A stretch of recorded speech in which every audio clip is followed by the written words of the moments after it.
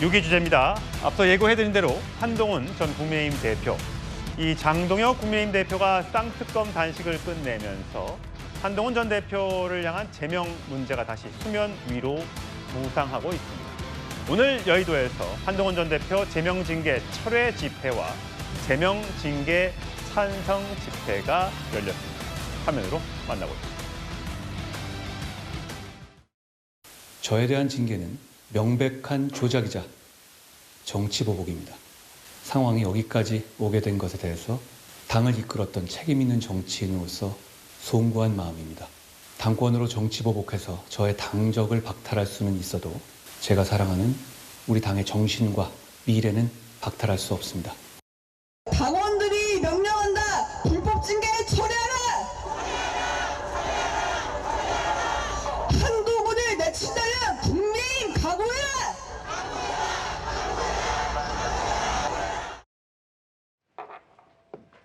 예, 오늘 꽤 많은 한동훈 전 대표를 지지하는 분들이 여의도에 모여 있습니다. 한동훈 전 대표의 SNS 글, 어제 올라왔던 글인데 드디어 내일이 오고 있네요. 소풍 간 날처럼 기다리고 있습니다.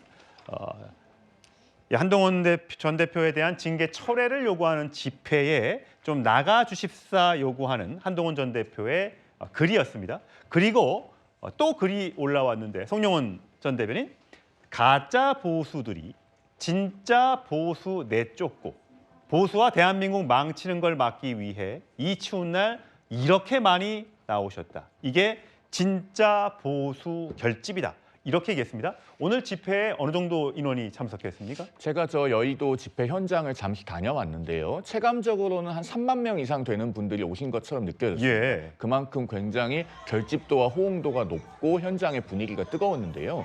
여기서 이제 우리가 생각해 봐야 될 것은 저만큼 한동훈 전 대표의 지지층이 강고하게 저 제명과 징계를 철회하라는 가시적인 움직임을 보일 때, 예. 그럼에도 불구하고 제명과 징계를 강행한다면 그것이 지방선거, 나아가서는 국민의힘이라고 하는 정당 전체에 미칠 영향입니다. 즉, 만약에 저분들이 제명이 강행되고 그렇게 함으로써 지방선거 투표장에 나가지 않는다면 전국에 있는 국민의힘 후보들이 선거에서 상당히 어려움을 겪을 겁니다. 그런 자해적인 행위를 우리가 왜 감수해야 되는가? 사실 본질적인 물음인 것이죠. 그리고 한동훈 전 대표가 저 SNS에서 결집이라는 용어도 썼지만 동시에 가짜 보수라는 단어도 썼거든요. 예. 사실은 제명의 명분이 되고 있는 것이 익명 게시판에 한동훈 전 대표 가족들이 썼다는 글들 아니겠습니까? 예. 그러면은 헌법이 보장하고 있는 정치적 표현의 자유, 또 헌법이 금지하고 있는 연좌제, 또 헌법이 요구하고 있는 정당의 민주적 운영, 이런 헌법적 가치에 모두 다 반하는 것입니다. 그런 점에서 이 징계는 옳지도 않고 이득이 되지도 않는다. 이런 점을 우리가 다시 한번 냉철하게 짚어볼 때다라는 말씀을 드립니다. 예,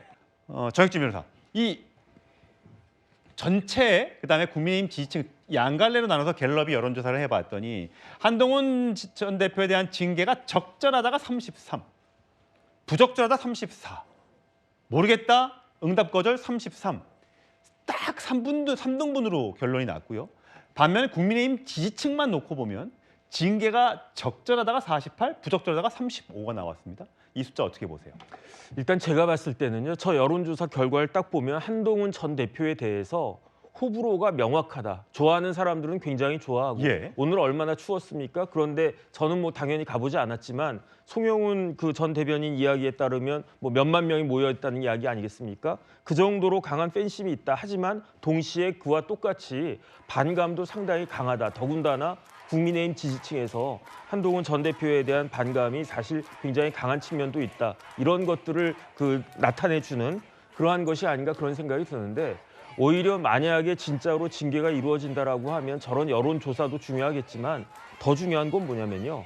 법원의 판단이거든요. 법원이 어떻게 판단을 할 것인가, 징계의 그 내용이 적절한 것이었는가, 그 절차가 적절한 것이었는가, 이런 부분들에 대해서 법원이 어떻게 판단할 것인가가 실질적으로 더 중요하지 않을까 생각이 드는데 저는 개인적인 생각으로는요. 지금 국민의힘 지지율이 사실은 상당히 낮은 것으로 나올 것 같은데 예. 그럼에도 불구하고 국민의힘이 거기서 또 쪼개진다라고 하면 과연 이번 지방선거는 하겠다는 건가 말겠다는 건가 참 답답하다는 생각이 듭니다. 예, 장윤미 대변인, 지금 보면 정당 지지도 장동혁 대표가 박근혜 전 대통령을 만난 뒤 단식을 중단한 뒤에 나온 여론조사입니다.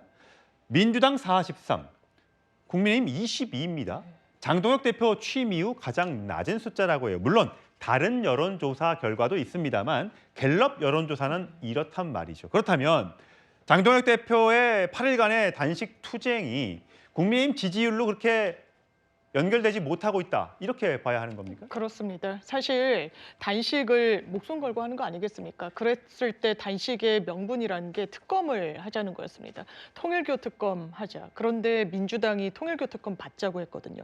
다만 통일교와 관련해서 이뿐만이 아니라 신천지와 관련해서도 같이 하자. 그런데 단식을 하자고 하니까 신천지를 보호하기 위한 건가? 그러니까 물음표가 쳐지는 겁니다. 그러니까 일반 시민분들이 여론조사를 했을 때 국민의힘을 지지하지 못한다. 단식이라는 정치적인 어떤 이벤트가 있었음에도 불구하고 그것이 지지율 결집으로는 모아지지 않았는데 정치적인 이득은 있는 거죠. 바로 국민의힘 지지자들에게 보냈던 메시지인 겁니다. 사실 한동훈 전 대표를 축출하고 제명하는 과정 중에 당내에서 비토의 목소리가 나오니까 그걸 타개하기 위해서 단식이라는 수단을 채택한 것으로 보이는 부분도 분명히 있거든요. 그 연장선상에서 그렇다면 당원들은 이 한동훈이라는 전 대표에 대해서 이 당에서 왜 징계를 했습니까? 이거 언론의 자유를 침해하고 이런 차원으로 저는 읽지 않고요. 예. 본인이 가족들의 아이디가 5개인가 있는데 2개 IP에서 집중적으로 1,500개 가까이를 만들었다는 게 어떻게 보면 공정한 언론의 이 환경을 더 퇴색시켰다라는 게 징계 사유로 알고 있습니다. 그렇다면 이 부분과 관련해서 최소한 국민의힘의 현재 당원분들은 제명이 적절하다는 판단을 이끌어내는 데 단식이 효과가 있었다고 생각합니다. 예, 송영훈 전 대변인. 그 2개 IP 부분은 좀 제가 반론을 드려야 될 것 같은데요. 이호선 당무감사위원장이 작년 12월 30일에 한동훈 전 대표에 대해서 윤리위에 회부하는 징계 청구를 하면서 장문의 블로그 게시글을 올리고 또 게시물 리스트라는 걸 올리지 않았습니까? 근데 그 게시물 리스트에도 한동훈 전 대표의 장인이 썼다고 하는 원색적인 비방글이 당원 게시판에 실제 글이 남아 있어서 검색을 해보면은 그 장인이 쓴 것이 아니고 한동훈 전 대표의 동명이인이 쓴 것으로 나옵니다. 그런데 그런 자료를 공개를 하면서 2개의 IP에서만 작성이 됐다라고 주장하지만은 사실은 그 IP의 뒷자리는 공개되어 있지가 않습니다. 그다음에 게시물의 작성자부터가 엉뚱한 사람으로 둔갑되어 있는 자료를 공개했기 때문에 실제로 해당 게시물들의 대부분이 정말로 IP 2개에서 작성이 된 것인지도 객관적으로 검증되거나 확인된 바가 없다라는 점을 말씀드립니다.